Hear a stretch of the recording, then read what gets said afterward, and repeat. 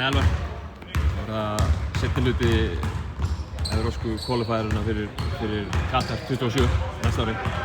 Hversu góð tilfinning var það svona í sumar að hafa klárað þetta verkefni síðan? Það var alveg léttir. Þurfi ekki að fara í gegnum eitthvað umspil til að komast í umspil. Þannig að það var stór áfangi og svo núna bara bíður okkur krefjandi verkefni þar sem við erum að fara að mæta tveimur bara bestu þjóðum heims í körfubolta, þannig að það verður bara skemmtilegt að máta sig við þá. Fáið núna fyrst að fara til Finnlands og spila æfingaleiki og mögulega máta ykkur á móti einu besta, ef ekki besta Norrlandabúa allra tíma í Lári Markkanen og finnska liðinu. Já. Ekki gott að fá þennan tíma með liðinu svona lag?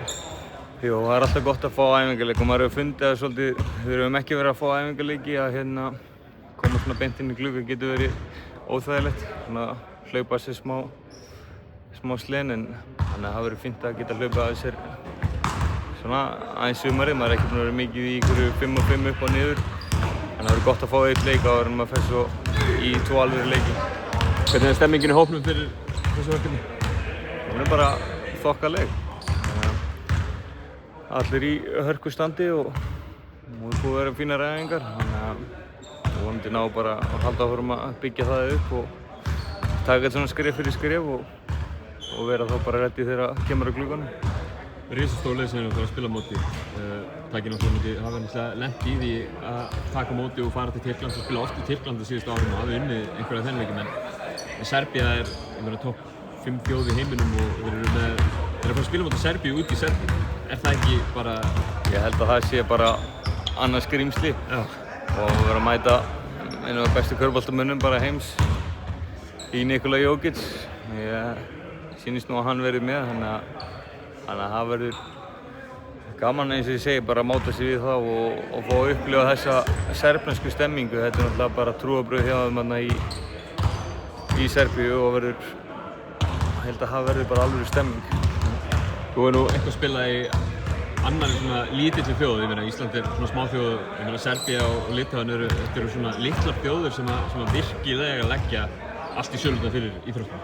Já, algjörlega. Bæði Litháen og svo Grikklandi líka, það var örugglega svona bilaðasta stemming sem ég verið partur af. Þannig að við erum svona búin að fá að upplifa ýmislegt, búin að vera á mörgum stöðum. Þannig að ég á þetta eftir, en ég hlakka mikið til að fá að vera í þessu andrúmslofti. Ég er búinn að spyrja Ægir og Tryggva þessu. Svona síðustu ár þá hefur myndast rosa flott stemning í kringum liðið. Þið hafið náð að gera þetta lið að bara frekar vinsælu liði á Íslandi. Finnið þið fyrir því?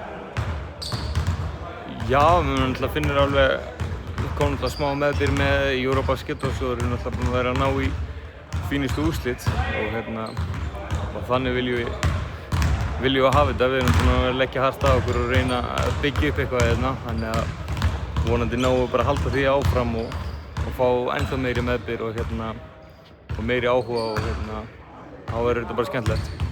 Þetta heilir og klárir í bátana? Já, það held ég. Það fyrir auðvitað kannski, hvort ég skil ykkur, ég veit ekki hvernig staðan er á Ægir ennþá, en fyrir auðvitað það, þá verður ég heldur bara fullmannaður. Reyndar Haukur ekki hérna, söknuði mikið Haukur, en fyrir utan hann held ég þá verðum við bara í toppmálum. Bestu þakkir, Elvar, og gangi ykkur vel. Takk fyrir.